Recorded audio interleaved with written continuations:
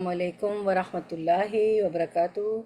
Suratul Maida, Ayah 3, the animals that are unlawful to eat. In this ayah, a number of fundamental and subsidiary injunctions and rulings have been described. The first problem relates to lawful and unlawful animals. As for the animals whose meat is harmful for human beings, whether physically, for it may pose the danger of disease in the human body, or spiritually, for it may hold the danger of spoilage and human morals, or it many emotional states. These the Quran has classed as evil, declaring them to be unlawful. Then there are animals which have no physical or spiritual harmfulness. These the Quran has declared to be good, pure and lawful. So Allah subhanahu wa ta'ala says, forbidden to you for food are al-maita, the maita, the dead animals, blood, the flesh of swine, and that which has been slaughtered as a sacrifice for other than Allah. حرمت عليكم الميتة والدم ولحم الخنزير وما أهل لغير الله به. So let's start inshallah Suratul Maida from ayat number 3. Last time we did till ayat number 2. So let's start. Bismillahir Rahmanir Rahim. नहमदुहु व नुसल्ली अला रसूलिहिल करीम अम्मा बाद फ़ाऊज़ु बिल्लाहि मिनश शैतानिर रजीम बिस्मिल्लाहिर रहमानिर रहीम रब्बी इश्रह ली सदरी व यस्सिर ली अमरी वाहलुल उक़दतम मिन लिसानी यफ़क़हू क़ौली रब्बी ज़िदना इल्मा अल्लाहुम्मा फ़क़्हिना फ़िद्दीन अल्लाहुम्मा अन्फ़अना बिमा अल्लमतना व अल्लिमना मा यनफ़अुना व ज़िदना इल्मा आमीन या रब्बल आलमीन. So Suratul Maida, Juz is 7. So we will start from ayah number, inshallah, 3. So in ayah number 3, we learn the animals that are unlawful to eat. In this ayah, a number of fundamental and subsidiary injunctions and rulings have been described. Thus, first problem relates to lawful and unlawful animals. As for the animals whose meat is harmful for human beings, whether physically, for it may pose the danger of disease in the human body, or spiritually, for it may hold the danger of spoilage in human morals, or its many emotional states. These the Quran has classified as evil, declaring them to be unlawful. So then there are animals which have no physical or spiritual harmfulness. These the Quran has declared to be good, pure and lawful. So we are starting from ayah number 3, but last ayahs, ayah number 1, last time 1 and 2 we did. So in ayah number 1 we learned, O you who believe, fulfill all contracts.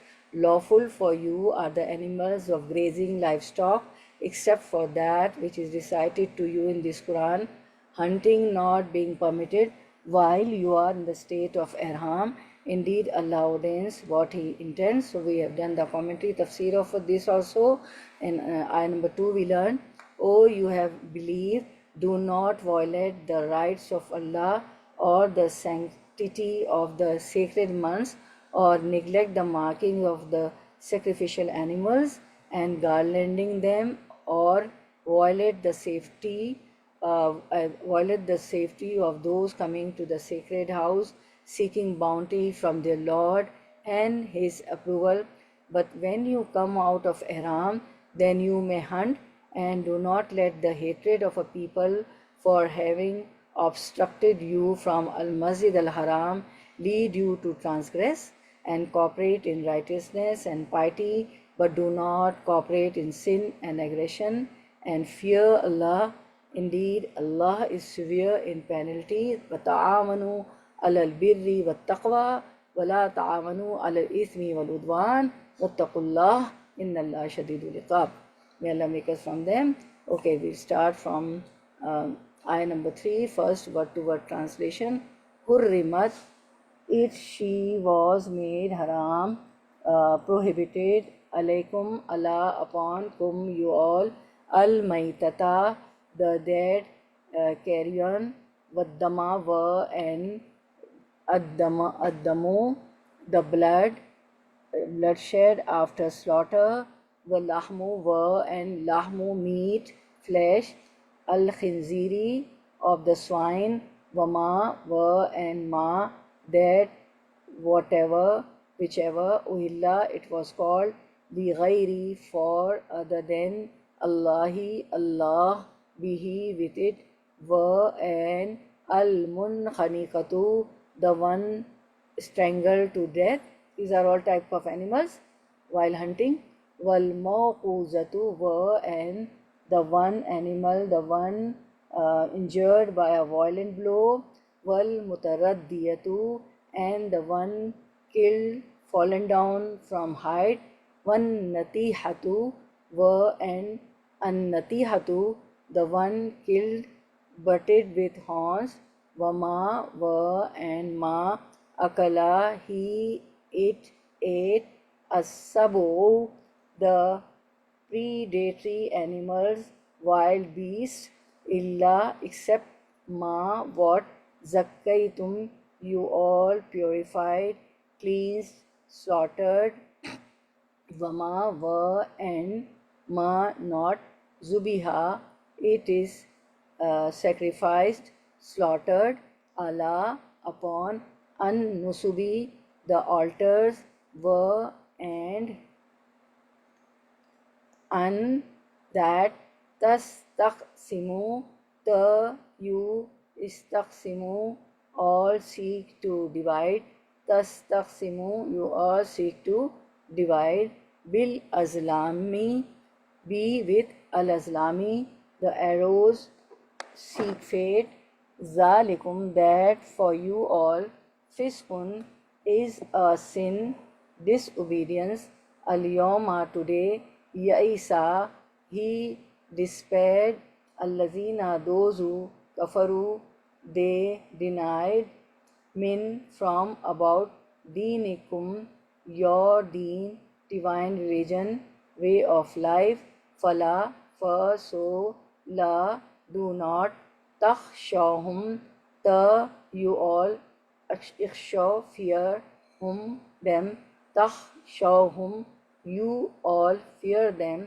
wakhshawni were and akhshawni you all fear me wakhshawni and you all fear me al yawma today akmaltu I have perfected lakum love for kum you all lakum for you all deenakum deen your deen divine religion kum way kum your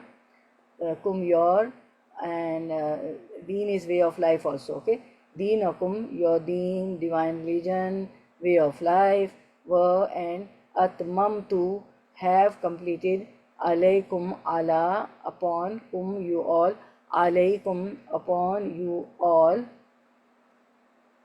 ni'mati my favor blessing nemat is blessing ya means my okay name the ya in the end means my ni'mati my favor blessing waraditu wa and raditu I approve lakum for you all al islama the Islam deenan as deen divine religion way of life for money for so man whoever itturra he was is forced compelled fi makhmasatin in hunger ghaira other than makhmasatin starvation hunger ghaira other than mutajanifin one who inclines li ismin li for ismin a sin li ismin for to a sin fa inna for so inna indeed Allah Ghafurun is always all forgiving Rahim one always all merciful. So very big ayah. Alhamdulillah, Alhamdulillah. So now the running translation. So here, Hurrimat alaykumul maitatu, forbidden to you for food are al maita, the dead animals, blood, the flesh of swine, and that which has been slaughtered as a sacrifice for other than Allah, for other than Allah, and for other than Allah, and that which has been killed by strangling or by a violent blow or by a headlong fall or by the goring of horns, and that which has been partly eaten by a wild animal, right? Eaten by the wild animal. So we see here, except what you are able to slaughter before it death, and those which are sacrificed on stone altars, and prohibited is that you seek decision through divining arrows, that is grave disobedience. This day those who disbelieve have despaired of defeating your religion, so fear them not, but fear me. This day I have perfected for you your religion, and completed my favor upon you, and have approved by you Islam as religion. But whoever is forced by sheer hunger with no inclination to sin, then indeed Allah is forgiving and merciful, right? So now we'll do the commentary, the tafsir, inshallah. So no matter, it's a big ayah, but bit by bit, part by part, we are doing the tafsir, and we'll come to know all the commentary, the tafsir, that what this ayah, what Allah says in this ayah. So the animals that are unlawful to eat. So hurrimat alaykumul maitatu. First thing declared unlawful is hurrimat alaykumul maitatu, forbidden to you for food are al maita, the dead animal's blood. So now you came to know that this very big ayah is talking about the animals that are unlawful to eat. Okay, so all unlawful animals Allah has told us which we are not going to eat. So the first thing declared unlawful, Allah says, hurrimat alaykumul maitata, forbidden to you for food are al maita. Al maita means the dead animals, okay, blood. Allah informs his servant that he forbids consuming the mentioned types of food, such as the maita, which is the animal that dies before being properly slaughtered or hunted, right?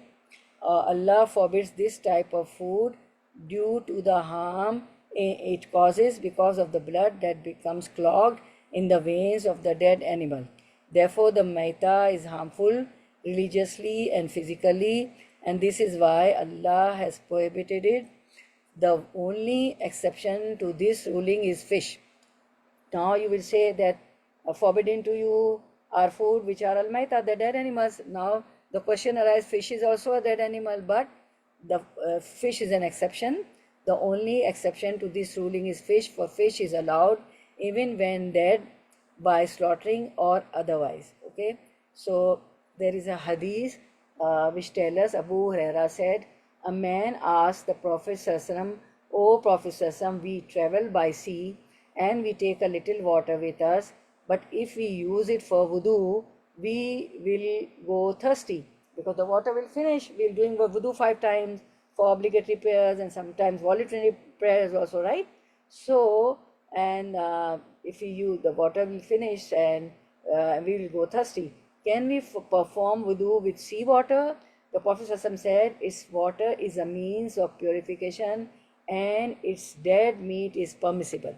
So from this hadith we learn that fish is an exception, we can eat because it is a dead meat, right? So fish is permissible, right? And we eat that, right? So further the ayah says, Allah says, what damu, blood. Okay, the first thing was maita, right? I think you are counting and you are taking the notes also, right? As a student of Quran, you should know, right, what is said here. We should know all the things. So now waddama, blood. This refers to what? The flowing blood, according to Ibn Abbas and Sayyid bin Jubair, and it is similar to Allah's statement. What is Allah's statement? That daman masfuhan. Daman masfuhan means blood poured forth. So Ibn Hatim recorded that Ibn Abbas was asked about the spleen and he said, eat it, right? He said, eat it.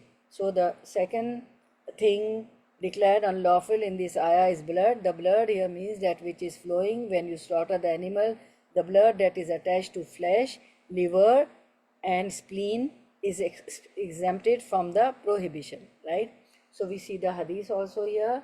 It was narrated from Abdullah bin Umar that the Prophet said, two kinds of dead meat and two kinds of blood have been permitted to us.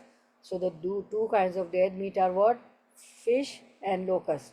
So two dead meat which we can eat are fish and locust, and two kinds of blood are the liver and spleen. You have seen the liver and spleen, right? They look like blood. So we can eat that, right? Now further, now we see the third thing declared unlawful is one. What is the third thing? The third thing declared unlawful is the flesh of swine, lahmul khinzir, the flesh of swine. Laham or flesh means the whole body of the swine, which includes fat, ligaments, and everything else, right? Okay, so we see lahmul khinzir, the flesh of swine, includes domesticated and wild swine, and also refers to the whole animal, including its fat. For this is what the Arabs means by laham or flesh. Okay, and then there is a hadith: he who plays Nadshir, a game with dice that involves gambling, is just like the one who puts his hand in the flesh and blood of swine. So if this hadith tells us, if this is the case with merely touching the flesh and blood of swine, so what about eating and feeding on it? The hadith is a proof that laham means the entire body of the animal, including its fat. It's about swine. Okay. Now there's a hadith. Allah made the trade of alcohol.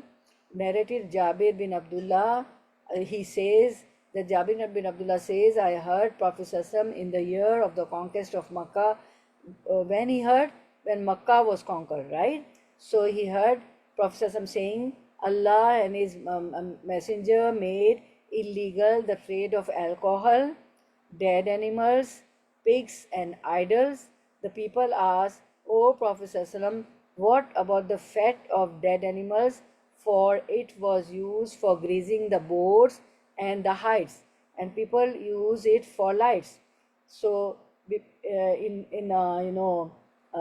the Stone Age, there was no electricity, right? So people used to use the grease of animals for turning the light, right? They used to use the grease of the animals, and they used to burn fire with that to get light. So he said, no, it is illegal. Prophet ﷺ further said, may Allah curse the Jews, for Allah made the fat of animals illegal for them, yet they melted the fat and sold it and ate its price. So whatever is prohibited shouldn't be used, shouldn't be done that, because for what Prophet ﷺ said, why the curse on Jews? Because Allah made the fat of animals illegal for them, yet they melted the fat and sold it and ate its price, which is why curse on them, right? So these things are prohibited: alcohol, dead animals, pigs, and idols. Okay. So Prophet ﷺ said it is haram. So now we see another hadith that Prophet ﷺ prohibited us from eating dead animals and bread, and Allah said, further Allah says, وَمَا أُهِلُّ لِغَيْرِ اللَّهِ بِهِ. The fourth prohibition is that of an animal which has been invoked with a name other than Allah, right? So وَمَا أُهِلَّ لِغَيْرِ اللَّهِ بِهِ, and that which has been slaughtered as a sacrifice for other than Allah. Instead of telling Bismillah, Allahu Akbar, Allahu Akbar, you are taking the name of someone else. Therefore, the animals on which a name other than Allah was mentioned upon slaughtering it is impermissible, because Allah made it necessary to mention His glorious name upon slaughtering the animals which He created.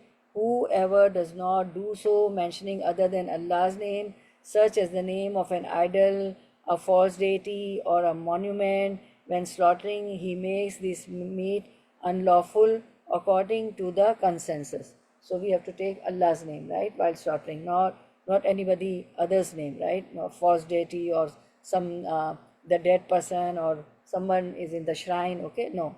So now we see the fourth prohibition is that an animal which has been invoked with a name other than that of Allah, and at the time of slaughtering it as well, the act of invoking any name other than of Allah will amount to flagrant shirk.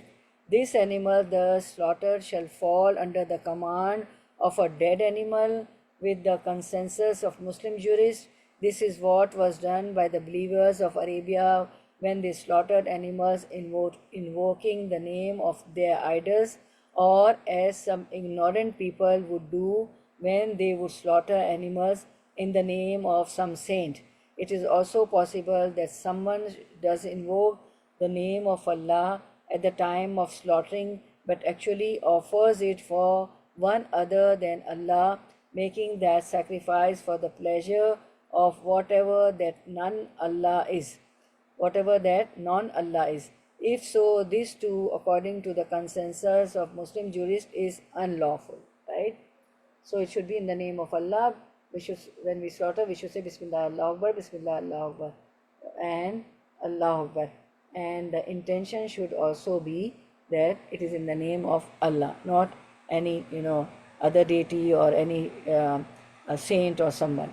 Then then the other one is the fifth category. The fifth category is wal munkhaniqatu, and that which has been killed by strangling. The fifth category made unlawful is that of wal munkhaniqatu, and that which has been killed by strangling, either intentionally or by mistake, such as when an animal moves while restrained and dies by strangulation because of its struggling. This animal is also unlawful to eat, right?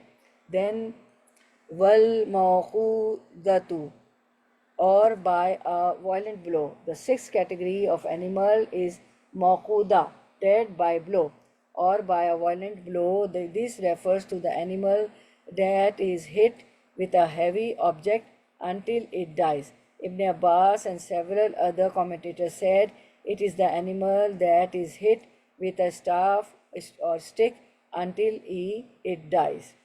Qatada said the people of Jahiliyyah used to strike the animal with sticks, and when it died, they would eat it, right? So this is also unlawful.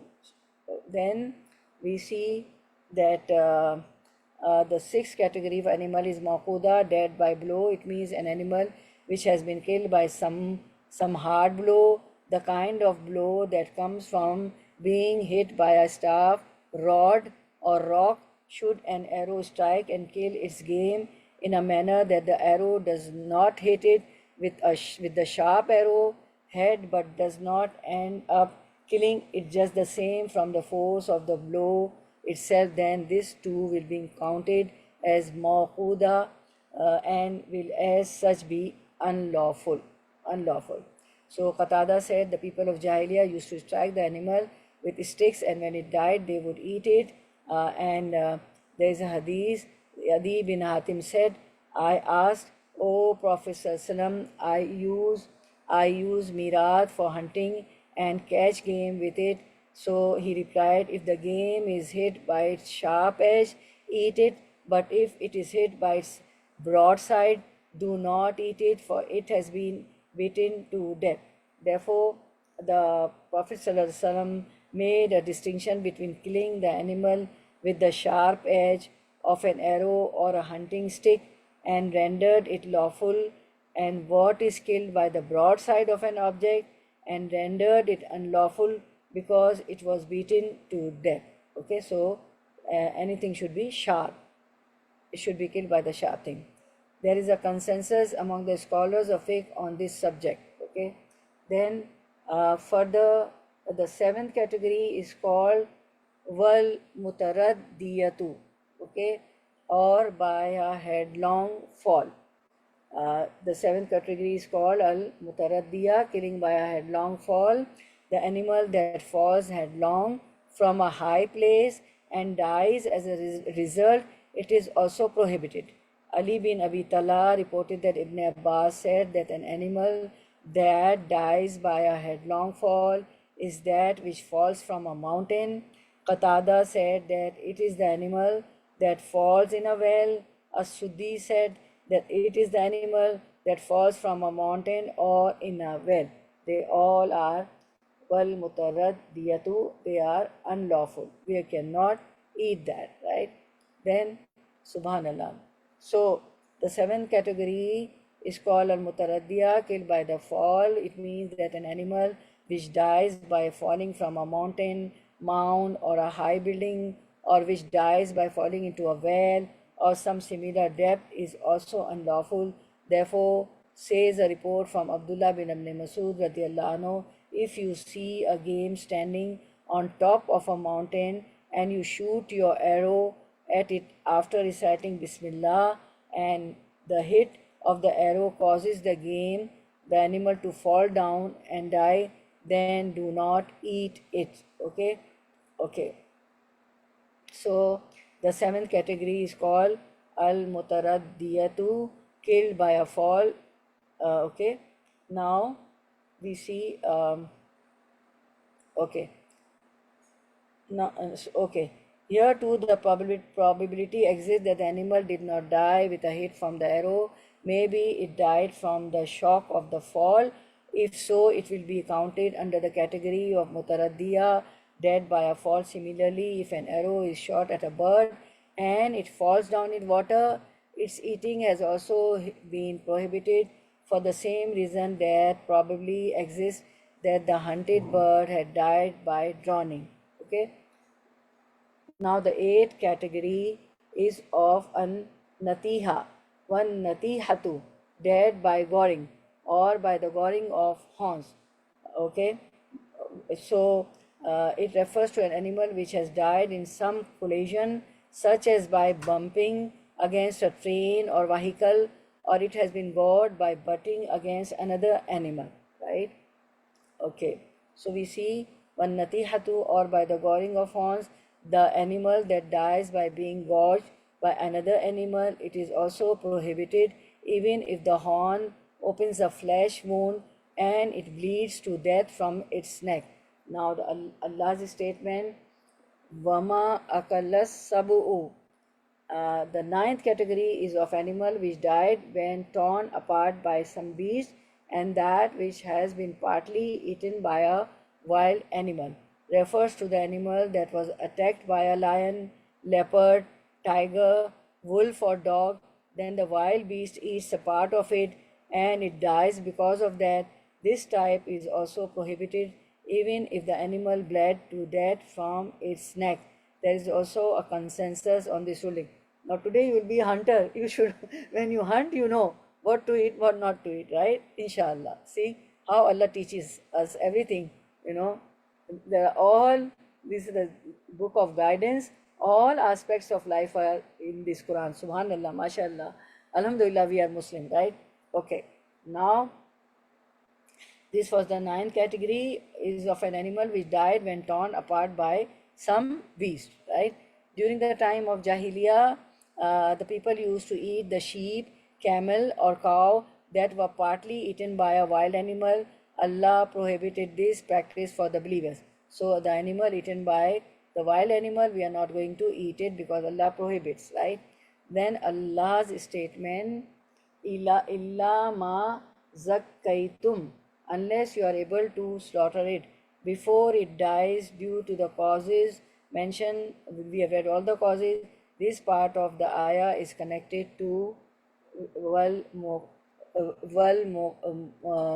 munkhaniqatu wal mawqudatu wal mutaraddiyatu wan natihatu wama akalas sabu, and that which has been killed by strangling or by a violent blow or by a headlong fall or by the goring of horns, and that which has been partly eaten by a wild animal. Ibn Abi Talib Ibn Abi Talha, not Talib. Ali ibn Abi Talha reported that Ibn Abbas commented on Allah's statement, "Illa ma zakkaytum," unless you are able to slaughter it, unless you are able to slaughter the animal in the cases mentioned in the ayah while it is still alive, then eat it, for it was properly slaughtered. Similar was reported from other commentator, and Ibn Jarir recorded that Ali radiallahu anhu said, if you are able to slaughter the animal that has been hit by a violent blow or by a heading fall or by the goring of horns while it still moves a foot or a leg, then eat from its meat. Okay, then if the animal that is being slaughtered still moves, thus demonstrating that it is still alive while slaughtering, then it is lawful. Okay, then we see that in the hadith recorded that Rafi bin Khadij said, I asked, O Prophet ﷺ, we fear that we may meet our enemy tomorrow and we have no knives. Could we slaughter the animals with the reeds? Prophet ﷺ said, you can use what makes blood flow, and you can eat what is slaughtered with the name of Allah, but you do not use teeth or claws in slaughtering. I will tell you why. As for teeth, they are bones, and claws are used by Ethiopians for slaughtering. Narrated Rafi bin Khadij that he said, Prophet ﷺ, we have no knife. Prophet ﷺ said, if the killing tool causes blood to gush out, and if Allah's name is mentioned, eat of the slaughtered animal, but do not slaughter with a nail or tooth. For the nail is the knife of Ethiopians, and a tooth is a bone. Suddenly, camel ran away, and it was stopped with an arrow. Prophet ﷺ then said, of these camels, there are some which are as wild beasts. So if one of them runs away from you and you cannot catch it, treat it in this manner, that is, shoot it with an arrow. Okay. Then Allah's statement, Wama zubiha alan nusubi, and that which is sacrificed on an nusub. So what is nusub? Nusub were the stone altars that were erected around the Kaaba, as Mujahid and Ibn Jurayj stated. Ibn Jurayj said there were 360 nusub around the Kaaba. So what was nusub? Nusub were the stone altars that were erected around the Kaaba. There were 360 nusub around the Kaaba that the Arabs used to slaughter in front of during the time of Jahiliyyah. They used to sprinkle the animals that came to the Kaaba with the blood of slaughtered animals, whose meat they cut to pieces and place on the altars. Allah forbade this practice for the believers. He also forbade them from eating the meat of animals that was slaughtered in the vicinity of the nusub, because there were 360 nusub, stone altars, which were erected around Kaaba, even if Allah's name was mentioned on these animals when they were slaughtered. So Allah forbade this practice for the believers. He also forbade them from eating the meat of the animals that was slaughtered in the vicinity of the nusub, even if Allah's name was mentioned of these animals when they were slaughtered, because it is a type of shirk that Allah and His Messenger have forbidden. It is associating partners with Allah subhanahu wa ta'ala. It is also a shirk. Okay. Then we see the prohibition of using al-azlam for decision making. Allah said, وَإِن تَسْتَقْسِمُوا بِالْأَزْلَامِ. Forbidden also is to make decision with al-azlam. The ayah commands, O believers, you are forbidden to use al-azlam. Now what are al-azlam? Al-azlam are arrows for decision making, which was a practice of the Arabs during the time of Jahiliyyah. They would use these arrows, these azlams, one with the word do written on it. What was written on the azlam? What was written on the arrow? The word do. D-O, do. Okay, written on it. Another that says do not. On another azlam, on another arrow, it was written do not. On the one it was written do, on the other it was written do not, while the third does not say anything. The third was blank. Okay, I think you all understanding what does azlam means. Azlam is an arrow which they used to use for decision making, and they on one azlam, on one arrow they used to write do, on other one they used to write do not. Okay, and the third one was empty. Okay, the third does not say anything. Some of them would write on the first arrow, my lord command me, and my lord forbade me. And they besides do, they used to write, my lord command me, and besides writing do not, they used to write, my lord forbade me. Okay, on the second arrow, and they would not write anything on the third arrow. If the blank arrow was picked for making decision, the person would keep trying until the arrow that says do or do not was picked, and the person would implement the command that he picked, right? So this way they used to make the decision, right? Okay, so Ibn Abbas said, now we see that Ibn Abbas said radiallahu anhu, that the azlam were arrows that they used to seek decisions through. Muhammad bin Ishaq and others said that the major idol of the tribe of Quraysh was Hubul, which was erected on the tip of a well inside the Kaaba, where gifts were presented and where the treasure of Kaaba was kept. There they also had 7 arrows that they would use to seek a decision concerning matters of dispute. Whatever the decision arrow would tell them, they would abide by it. Al-Bukhari recorded that. When the Prophet entered Kaaba after Makkah was conquered, on the day of Fateh Makkah, he found pictures of Ibrahim and Ismail in it holding the azlam in their hands. Prophet Sassam commented, may Allah fight them, the idolaters. They know that they never use the azlam to make decisions, because Prophet Sassam found azlam, the arrows, in the statues of Ibrahim and Ismail alayhi salam. So Prophet Sassam said that they never use azlam to make decision. Narrated Ibn Abbas, when Prophet Sassam came to Makkah, he refused to enter the Kaaba with idols in it, because there were, everybody knows, 360 idols were there. When he conquered Makkah, he ordered idols to be taken out. So they were taken out. The people took out the pictures of Ibrahim alayhi salam and Ismail alayhi salam holding azlams, right? Holding arrows in their hands. So Prophet ﷺ said, may Allah curse these people. By Allah, both Ibrahim alayhi salam and Ismail alayhi salam never did the game of chance with azlams. Then he entered the Kaaba and said Takbir, Allahu Akbar, at its corners, but did not offer the prayer in it. Okay, so we see that Mujahid commented on Allah's statement, وَإِن تَسْتَقْسِمُوا بِالْأَزْلَامِ, forbidden also is to make decision with al-azlam. These were arrows that the Arabs used and dice that the Persians and Romans used in gambling.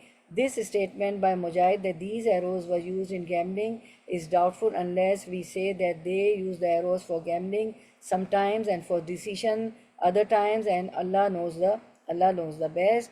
And best we should and there is a statement, we should also state that Allah mentioned azlam and gambling in his statement before the end of the surah in ayah 90 and 91, ayah 90 and 91 Suratul Maida.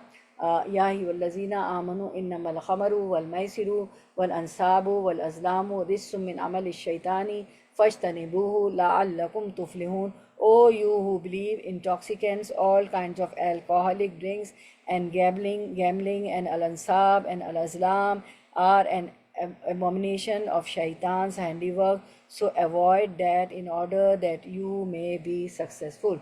So it should be avoided. All these intoxicants, gambling, stone altars, and divining arrows, all which we have done in detail, the tafsir commentary. The next ayah, Surah Al-Ma'idah 91. Okay, इन्नमा युरिदु शैतानु अन युक़िया बैनकुमुल अदावता वल बग़दा वल fill ख़मरी वल मैसिरी व यसुद्दकुम अन ज़िक्रिल्लाहि व Anis सलाति फ़हल अंतुम मुंतहून.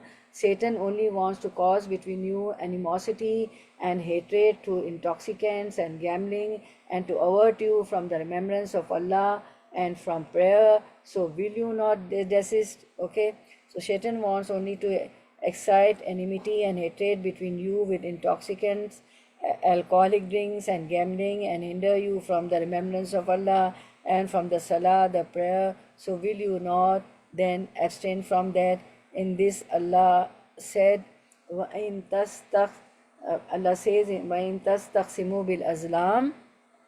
بِالْأَزْلَامِ ذَلِكُمْ فِسْقٌ. Forbidden also is to make decision with al-azlam, all that is fisk, meaning all these practices constitute disobedience, sin, misguidance, ignorance, and above all shirk, meaning associating partners with Allah subhanahu wa ta'ala. Allah has commanded the believers to seek decisions from Him when they want to do something by first worshipping Him and then asking Him for the best decision concerning the matter they seek. Then Imam Ahmad al-Bukhari and the collectors of Sunan recorded that Jabir bin Abdullah said that the Prophet used to teach us how to make istikhara.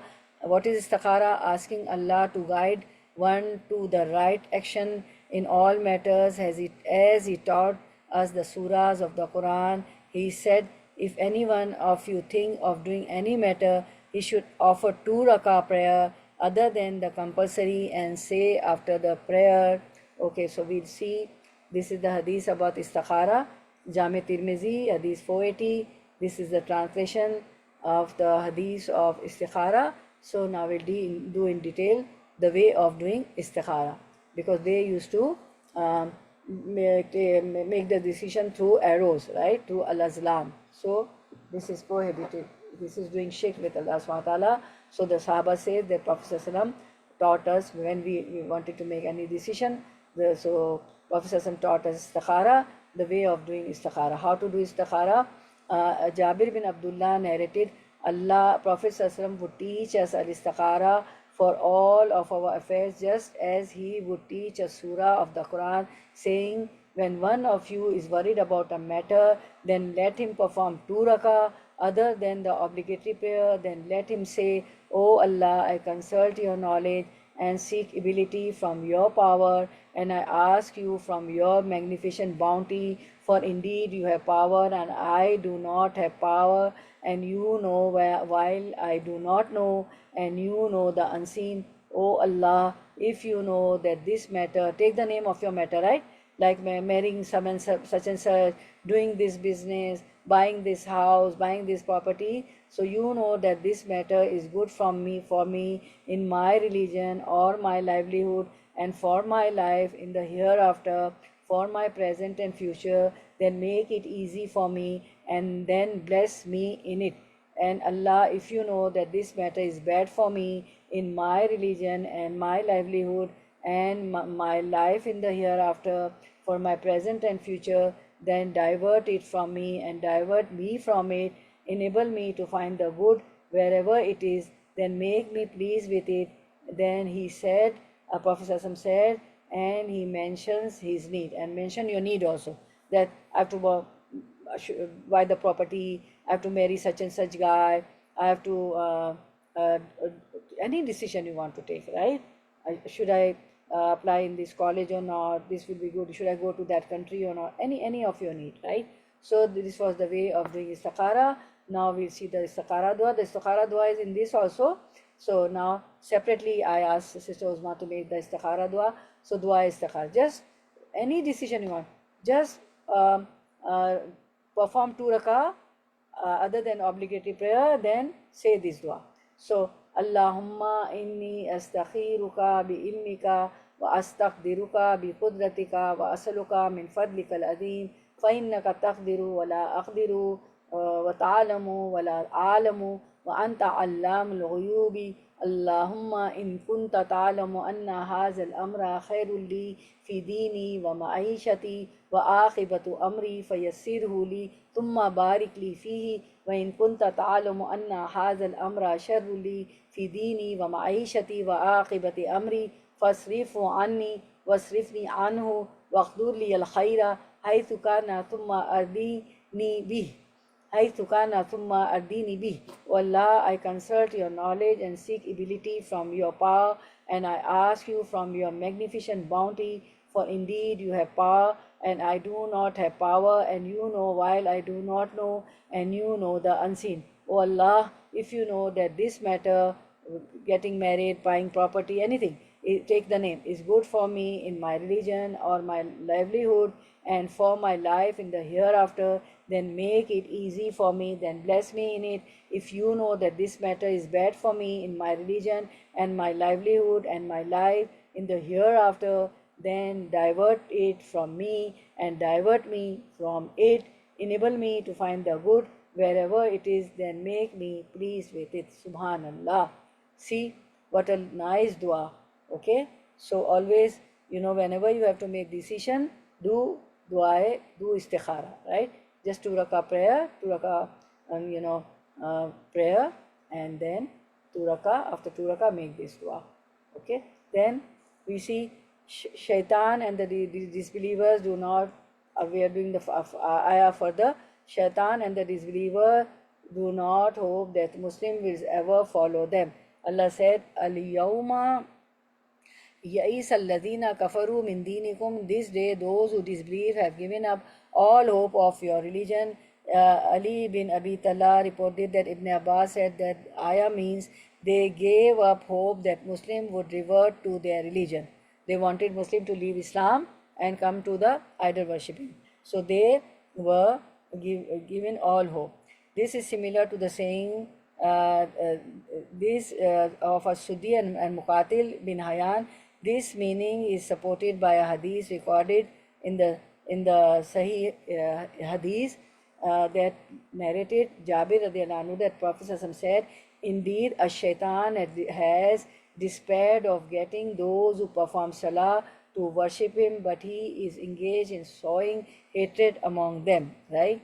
So verily, what is the hadith? Shaitan has given up hope that those who pray in the Arabian Peninsula will worship him, but he still stirred trouble among them. It is also possible that ayah negates the possibility that the disbelievers and shaitan will ever be like Muslim, since Muslim have various qualities that contradict shirk and its people. This is why Allah commanded his believing servants to observe patience, to be steadfast in defying and contradicting the disbelievers, and to fear none but Allah. Fala takshahum wakshani. So fear them not, but fear me. Meaning, do not fear them, do not fear mushrikeen when you contradict them. Rather fear me, and I will give you victory over them. Okay. Do not fear disbelievers, I will give victory over them. I will eradicate them and make you prevail over them. I will please your hearts and raise you above them in this life and hereafter. O Allah, we make dua that please Allah give victory, give us victory over them. O Allah, eradicate them and make us prevail over them, and please our hearts and raise us above them in this life and the hereafter. Ameen Ya Rabbal Alamin. I know everybody said Ameen. You are muted, but you say Ameen. Al-Yawma akmaltu lakum deenakum wa atmamtu alaykum ni'mati wa raditu lakum al-Islama deena. This is very beautiful ayah. This is a glad tiding, right? This day and see how the Jews, what the Jews said to Abu Bakr about this ayah, will learn. This day I have perfected your religion, Subhanallah, for you, completed my favor upon you, and have chosen for you Islam as your religion. This indeed is the biggest favor from Allah to this ummah, for He has completed their religion for them, and they thus do not need any other religion or any other prophet except Muhammad sallallahu alaihi wasallam. This is why Allah made the final prophet and sent him to all humans and jinn, Prophet sallallahu. Therefore, the permissible is what he allows, the impermissible is what he prohibits. So therefore the permissible is what he allows, The impermissible is what He prohibits, the law is what He legislates, and everything that He conveys is true and authentic and does not contain lies or contradictions.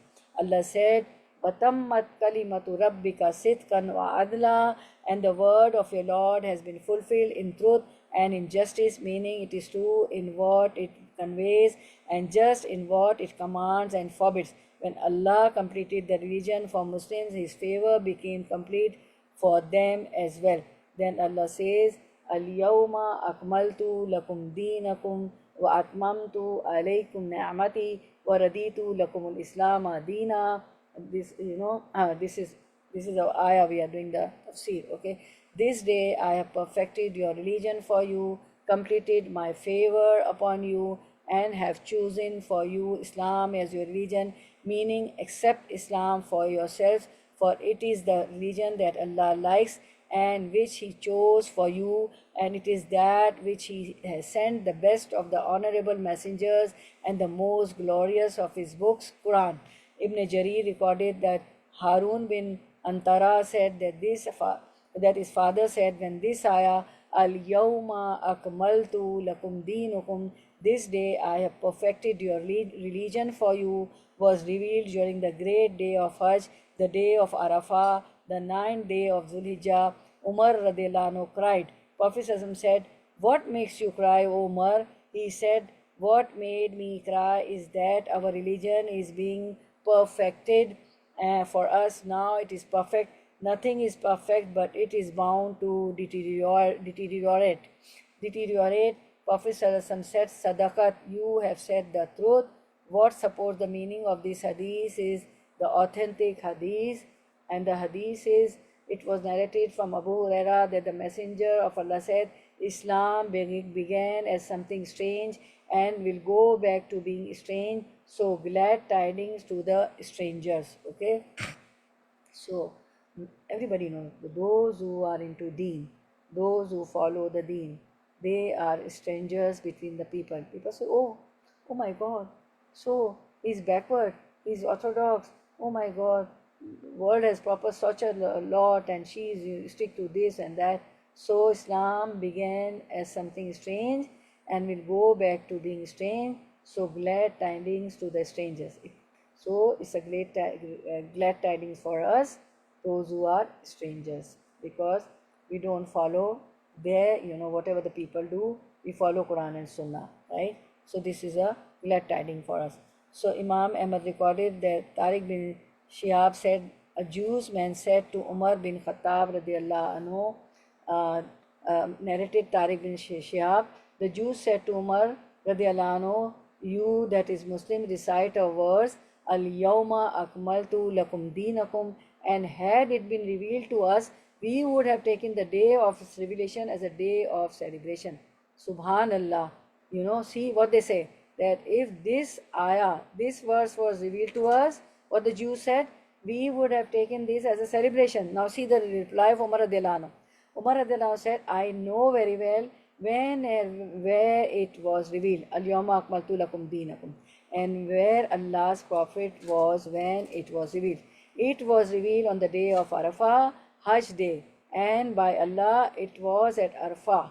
So this was also Eidul Adha, right? The day of Arafah, it was our Hajj day, right?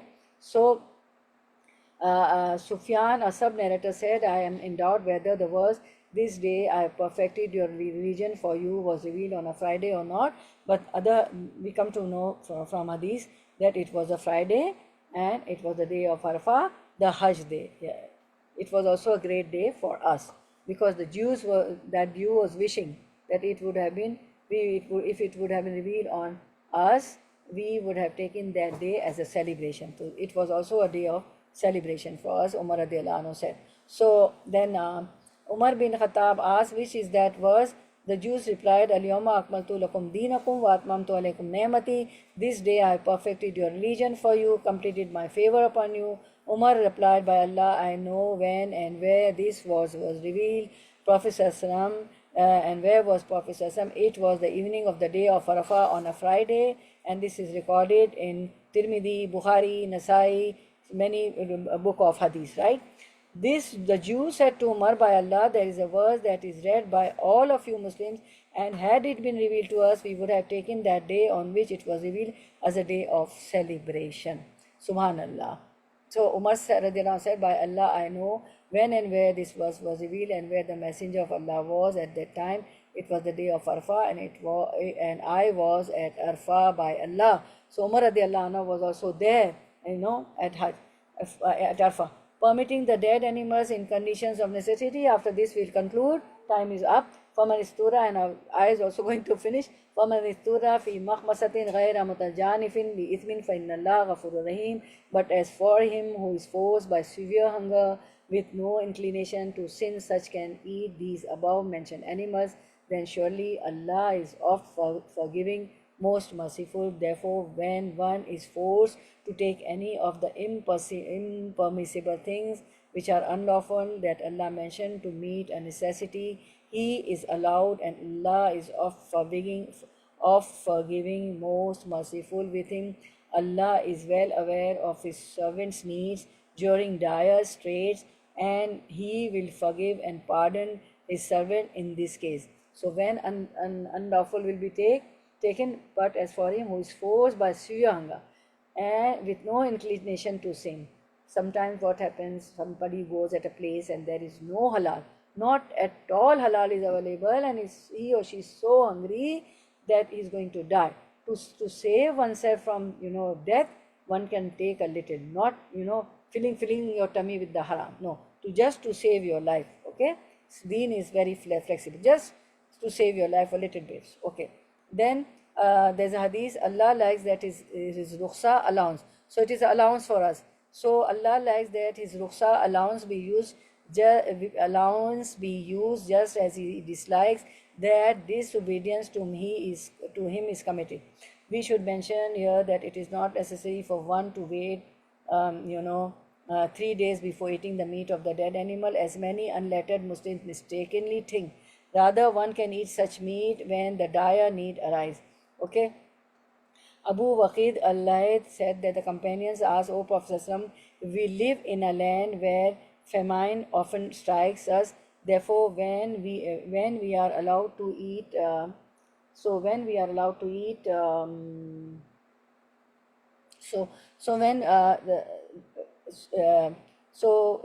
I'll tell again. Abu Waqid al-Layth said that the companion said, Prophet ﷺ, we live in a land where famine often strikes us. Therefore, when are we allowed to eat the meat of dead animals? Prophet ﷺ replied, when you neither find food for lunch and dinner nor have any produce to eat, then eat from it. Okay. So, and then Allah said, غَيْرَ مُتَجَانِفٍ لِلْإِثْمِ, with no inclination to sin, meaning one does not incline to commit what Allah has prohibited. Allah has allowed one, when necessity arises, to eat from what he otherwise prohibits, under the condition that his heart does not incline to eat what Allah prohibited. Allah said in Surah Al-Baqarah, فَمَنِ اسْتُرَّ غَيْرَ بَاغٍ وَلَا عَادٍ فَلَا إِثْمَ عَلَيْهِ إِنَّ اللَّهَ غَفُورٌ رَحِيمٌ. But if one is forced by necessity without willful disobedience nor transgressing due limits, then there is no sin on him. Truly Allah is oft forgiving, most merciful. If you are into dire need, there is no halal available, then you can eat it a little bit. Some scholars use this ayah as evidence that those who travel for the purpose of committing an act of disobedience are not allowed to use any of the legal concessions of travel, because these concessions are not earned through sin, and Allah knows the best. Okay, so we end. Okay, this was the ayah. Innama harrama alaykum وَمَنِ اسْتُرَّ غَيْرَ بَاغٍ وَلَا عَادٍ فَلَا إِثْمَ عَلَيْهِ إِنَّ اللَّهَ غَفُورٌ رَحِيمٌ. So we'll listen to the recitation and then we'll end. We'll conclude here, inshallah. So recitation is must. Ayat number 3, Surah Al-Ma'idah. It took 1 hour, mashallah, but we did in detail.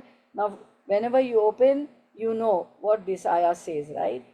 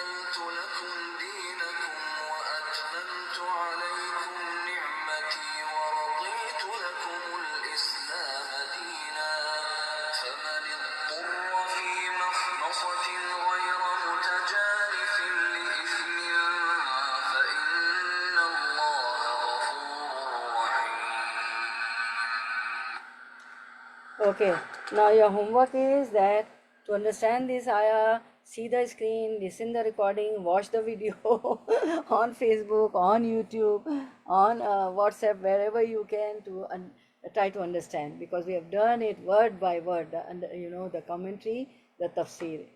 May Allah accept from us. Okay. So we'll end here. Barakallah fi ilmik wa malik wa rizqukum wa waqatukum wa ahlukum wa malukum. Allahumma waffiqna lima tuhibbu wa tarda. Allah make us suitable to do this, which you love and which pleases you. Whatever we have read, permissible, non-permissible, lawful, unlawful, whatever we have done, oh Allah, make us, do the deeds according to that, do the amal. ربنا تقبل منا إنك أنت السميع العليم وتب علينا إنك أنت التواب الرحيم.